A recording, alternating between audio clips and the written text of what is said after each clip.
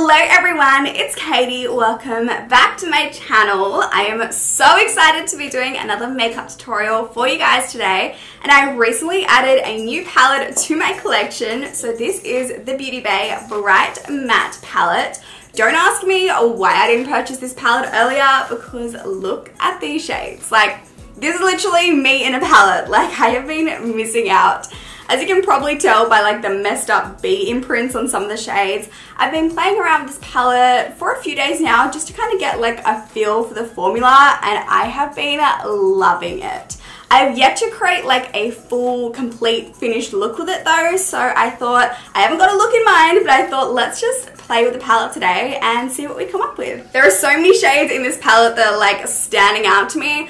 But I'm thinking this Bleu row, like it's just calling my name. I'm spotting some really like unique shades that I personally don't already own in my collection. Like this one here, like it's kind of blue, but it's kind of like a purple as well. Like how unique is that? And also this like deep turquoise shade. Oh my gosh, so pretty. So I'm thinking the Bleu row today, although be prepared to see this palette in upcoming tutorials because I literally just want to use every single row. So yeah, that is what we are going to be doing today. So I really hope that you are excited and you love the finished look that I come up with. Before you leave, be sure to subscribe to my channel, check out my Instagram, which is linked down below, for all things makeup, including makeup looks that you won't see here on YouTube. And yeah, let's just go ahead and jump straight into this tutorial. So starting off with a clean, fresh face, I'm going to take the P.Louise base in the shade 0. You guys already know this is my fave base, especially when using colors. And what I love about it is that it's a base that you don't set. So when you apply the shadows on top of it, the shadows stick to it and you get maximum pigmentation. So just grabbing that Beauty Bay Bright Matte Palette, and I'm going to take the shade Drama Queen on the Morphe 506 brush, and I'm going to use this shade to create a V in my outer corner because I decided that I wanted to create like a smoky, blown out look today, and then I'm going to be gradually bringing it up into my crease. And the reason I'm going in with the darkest purple from the palette rather than the darkest blue is because I knew I wanted to use that purpley blue shade that I swatched earlier. So I thought rather than creating a completely blue look, I thought let's go in with some purples, then use the blues, and then finish off the look with those turquoisey green shades. And I thought that that would look so pretty. Now picking up that blue shade, I'm applying it just above the previous shade, and I'm using, I guess you could kind of call it like tap and wriggle motions. Definitely not blending motions because I want to ensure that I'm really packing the shadows onto that wet base, but I also want to ensure that I'm really blending those two shades together. And what I sometimes like to do is take a bullet brush and just move that wet base and blend it on the very edges of the eyeshadow, and this is going to help diffuse that harsh line and really help with the blending process later on.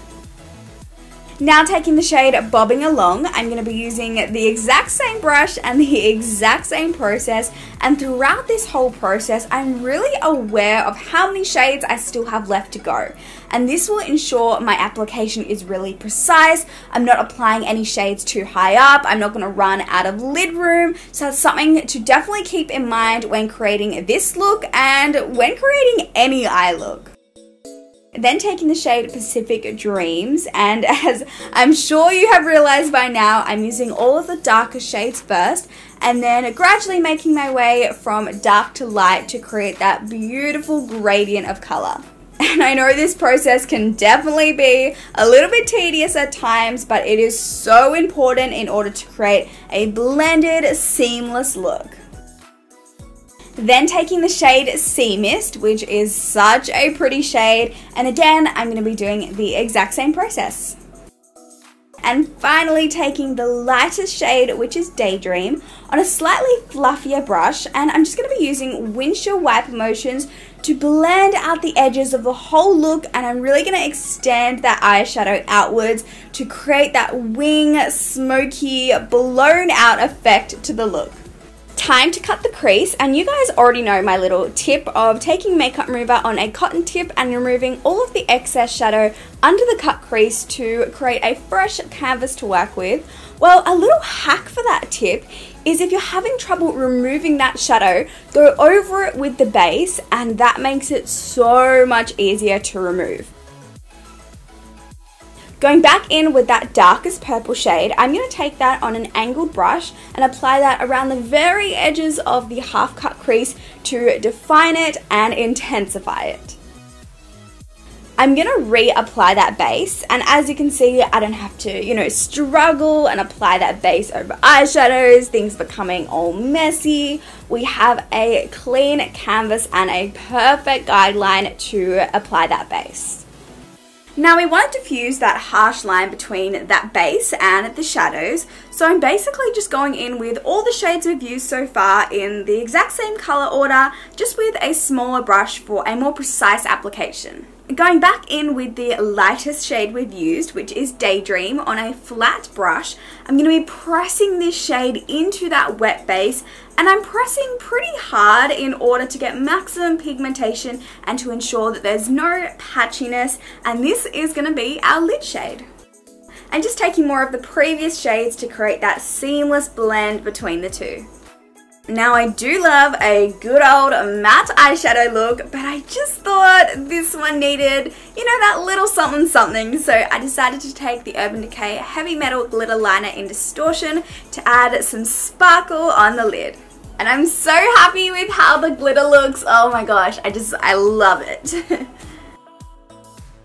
I'm taking the Kat Von D Go Big or Go Home mascara, and this was actually my first time trying this product, and it's a volumizing mascara, and it definitely gave my lashes a volume. I think it might look really nice paired with a lengthening mascara, because I personally love the effect of my lashes to look both long and thick rather than one of the two, Random little side note, but you guys know my fave mascara is the Too Faced Better Than Sex, and I'm so excited about their new one. I think it's called like Damn Girl or something. I don't know. I've just been seeing it advertised everywhere, so let me know down below in the comments. Have you tried it out? Do you love it? Do you hate it? Do you think I should purchase it? Let me know your thoughts in the comments. I'm taking the Bold Face Makeup Lashes in the style Spice It Up. These are beautiful and wispy, but still allow the shadow to peek through and shine. I just love this style. Now moving on to the face, I'm taking the Tarte Base Tape Primer and just using my fingertips to rub this into my skin, and this is going to hydrate my skin and just prep it for the foundation. And just taking the Urban Decay Self-Adjusting Complexion Primer. This blurs your skin like nothing else and just creates that flawless Photoshop skin look. For foundation today, I'm taking Tarte's Face Tape Foundation. Oh my gosh, there's way too many face tape, base tape, shape tape, what? But yeah, I'm going to be using that foundation today. And I'm just taking a big old kabuki brush to buff that into my skin, and then grabbing a smaller brush to get more of a precise application around my eyeshadow. For concealer today, I'm taking the Tarte Shape Tape and just applying that under my eyes and to the center of my face to brighten those areas. And I'm also going to use it to sharpen up the edge of the eyeshadow to create that really clean, crisp look. Now usually I'll do my lower lash line more towards the end of my makeup application, but for this look the lower lash line is quite important as we're going to be really blending it up and into that wing, and I wanted to do this step before I apply powder so that I could go back in with that P.Louise base to really intensify the shadows and help them blend seamlessly together. I'm applying the darkest shade we've used as close to my waterline as possible before working my way through each shade until I get to the lightest shade, which I'll be using to blend out the whole look. Then I'm taking the Marc Jacobs Matte Eye Crayon in out of the blue and applying that in my waterline. Then finishing off the lower lash line with some lower lash mascara. To set those liquids into place, I'm taking the Innoxa Hydrating Finishing Powder, and this was also my first time trying this product and it left my skin feeling really smooth. It didn't make my foundation look cakey. I was a little bit worried about flashback just because this product is straight up white, but I didn't have any flashbacks, so far so good.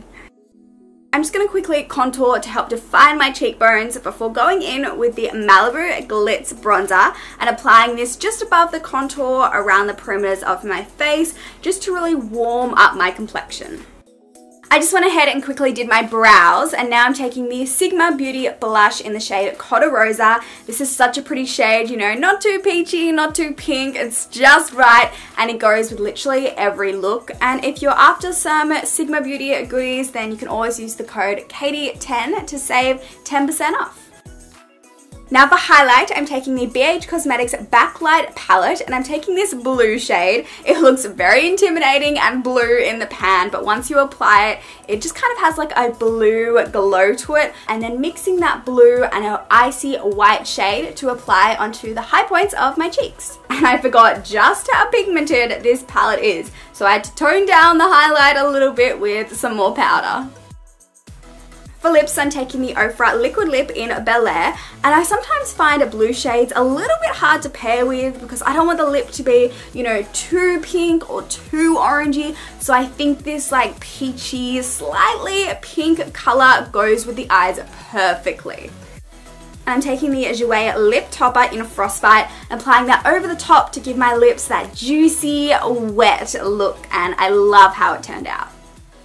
And there you have it. This is such a fun look. We have this blue glittery smoky eye that has touches of purple and green throughout with this peachy glossy nude lip. Oh, I just love how it turned out, and I really hope that you do too. Thank you so much for watching, and hopefully I will be seeing you in my next video. Bye guys.